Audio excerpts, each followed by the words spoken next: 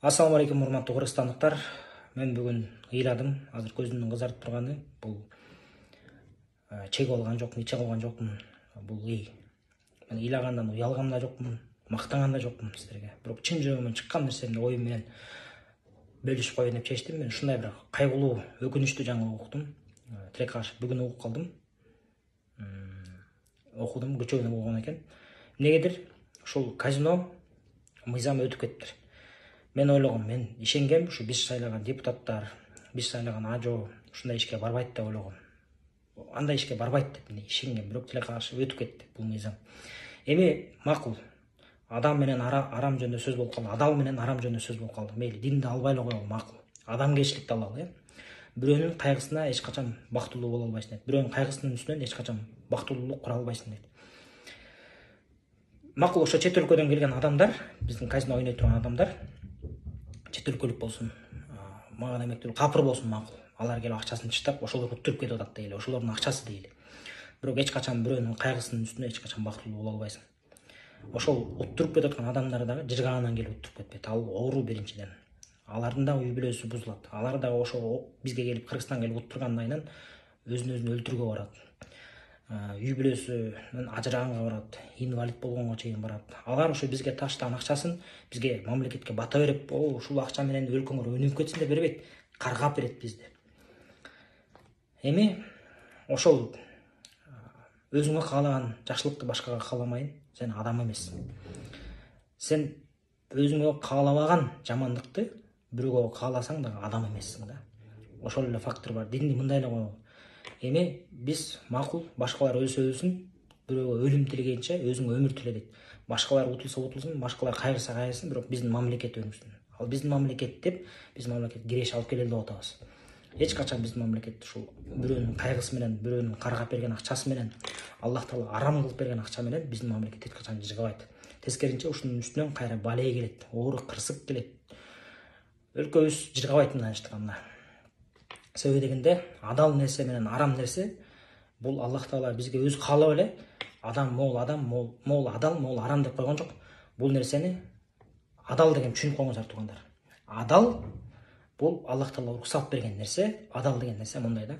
Адал сенин жан дүйнөңө, сенин денеңе, сенин руханиятыңа, акыл эсиңе, сенин айлана чөйрөңө, адам баласына, адамзатка, жаныбарларга, жаратылышка зыян келтирбей турган нерсенин баардыгы адал. Аллах Таала уруксат кылган. Арам деген нерсе сенин ден соолугуңа, акылыңа, жан дүйнөңө, тегерекчетиңе, башка адамдарга, жаныбарларга, жаратылышка зыян келтирген нерсенин баардыгы арам. Айырмасы ушул эле. Бул ислам дининде эмес. Бул бүткүл адамзаттын жашоосундагы мыйзам. Ошондуктан бирөөнүн кайгысы менен, бирөөнүн каргап шилеп берген акчасы менен биз мамлекет карызынан кутулуп, башка бирөөгө айлык бергенибиз жакшы эмес. Ишенген кожом сен болсоң алдынан калгарма болду. Бул жакта биз шайлаган депутаттар. Буга биз өзүбүз күнөөлүүбүз. Албетте биз бирөөнү күнөөкөрү кылбай эле коелу. Өзүбүз шайлаганбыз. Өзүбүз демек жакшылуу, бактылуу жашоого татыктуу эмес экенбиз. Кудайга шүгүр, биз кичинекей мамлекетпиз. 6.700.000 адамыбыз бар экен азыркы учурда. Кичинекей мамлекетпиз. Дагы жакшы, эркин болуп жашап келатабыз. Бирок Аллах Таала берген нерсесин кайра алып койгонун унутпасын. Унутпайлы. Аллах Таала бизге бактылуулук берип атпайбы? Алып да коюшу мүмкүн. Эмненин айынан? Алла Таалага шүгүр кылбагандын айынан, анын айткан мыйзамдарын аткарбагандын айынан. Ошондуктан туугандар, дин жагын алып эле адамгерчилик жагын алганда дагы биз туура эмес кылдык. Биздин мамлекет туура эмес кылды. Эми ушунун артынан азап келет. Эми мен жеке өзүм үчүн Кудайдын астына жооп бергенден корком. Корком, чындап корком. Мен өзүм үчүн жооп бере аламбы же жооп бере албаймбы? Үй бүлөм үчүн тем более жооп бере аламбы, жооп бере албаймбы? Башка адам, башка аял, менин аялым бул башка адам да, мисалы үчүн. Мен өзүм үчүн жооп беришим мүмкүн, бирок аялым үчүн жооп бериш кыйын. Бала чакам үчүн жооп бериш кыйын. А бул жакта силер 6.700.000 адамдын жоопкерчилигин мойнуңарга алып туруп, шайлап өткөзүп берип коюңдар. Буну тас келгенсиз. Силер тетиги капырлар үчүн да жооп бересиңер. Ошону эстен чыгарбагыла. Өлүм башыбызга келет, баарыбыздын башыбызга. Бизге чейин миңдеген кыйын адамдар болгон, баатырлар болгон, бандиттер болгон, хандар болгон, бүт баары өлдү. Тарыхты карайлы. Бир да адам өмүргө төрөккө чыган адам болду элек. Биз да өлөбүз, силер да өлөсүңөр. Ошону унутпагыла. Жооп бере алам. Бирок али дагы адам өлүп калганга чейин кеч эмес. Мамлекет жок болуп кеткенге чейин кеч эмес. Эсиң барда этеңди жый дейт. Урматтуу бийлик башындагылар. Эсиңерди жыйып, акылыңар болсо, Кудайдан корксоңор, өлөрүңөрдү унутуп билсеңер, өлүм чындык. Өлүмдү эч ким жеңе эмес. Силерден да кыйындар өткөн. Силерден да укмуштуулар өткөн. Хандар өткөн, байлар өткөн, манаттар өткөн, баары жер астында. Биз дагы, силер дагы жер астына киребиз. Ошону унутпагыла. Эч качан кеч эмес, азыр дагы ушул кылган иштерди оңдоп койсо болот. Али дагы убакыт бар. Ошондуктан мен ишенем, ниетим бар дагы. Балким кайра карайсыңар. Балким кайра ушул мыйзамды өзгөртөсүңөр. Унчукпай койсок болот, ооба. Унчукпай койсок деле болот. Коркуп балким. Балким мейлем мен казино ойнобойм деп коюп унчукпай койгон. Бирок ушул казинонун айынан, казино эмес, мындай кумардын айынан, картанын айынан менин тааныгандарым ичинен өлүп калгандар болгон. Менин тааныгандарым ичинен үй бүлөсүнөн ажырап калгандар болгон. Менин тааныгандарым ичинен. Бирок элди алганда андайлар көп. Ошондуктан жакшылыкка алып барбайт. Тем более Акылбек Жабаров мырза да айтып кетиптир.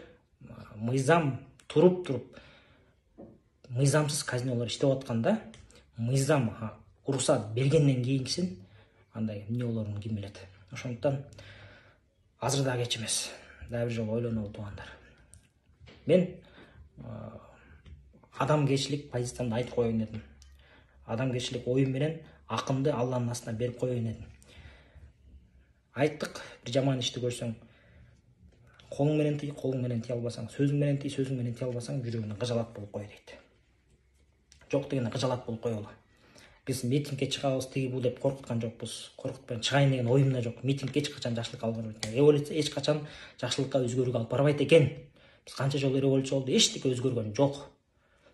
Революция жүрөктө болуш керек. Революция маякта болуш керек. Бирок биз кол менен монтип бийликти алмаштырып, кол менен бир нерсени алмаштырган менен өзүбүздүн жүрөгүбүздө кетип бар ушул жакта. Кайра тууганчылыкка шайлайбыз, кайра жердешчиликке барып шайлайбыз, кайра акчага барып шайлайбыз экенбиз. Адам баласы тилекке каршы ушундай экенбиз. Аллах Таала биздин күнөөлөрүбүздү кечирсин, бизге туура жол берсин, өнүгүүсүнү берсин, баледен сактасын. Бирок ушул мыйзамды кабыл алып атканда кепилдик берип да койсоңуз болмок. Эгерде силер Кыргызстан жарандары ойнобойт деп кепилдик бердиңер, эгерде Кыргызстан жарандары кандайдыр бир жанагы айткандай задний проходдон кирип ойноп кала турган болсо, бир үй бүлө бузула турган болсо, бир адам өзүнүн жанын кыя турган болсо, ушундай фактылар каттала турган болсо, Кыргызстандын жарандарынын ичинен каттала турган болсо, анда керт башыбыз менен, мойнубуз менен жооп беребиз деп туруп мыйзамга да ошондо кошуп алгыла туугандар. Макул өтүптүр, бирок мыйзамга ошондо кошуп алгыла. Эгерде бирөө Кыргызстандан бир үй бүлө ошентип бузула турган болсо, бирөө жанын кыя турган болсо, биз башыбыз менен жооп беребиз деп кошуп алгыла туугандар. Өкмөт. Ошол. Көп сүйлөсөм кечирип коюңуздар, бирок чын жүрөктөн күйүүтүмдү айттым.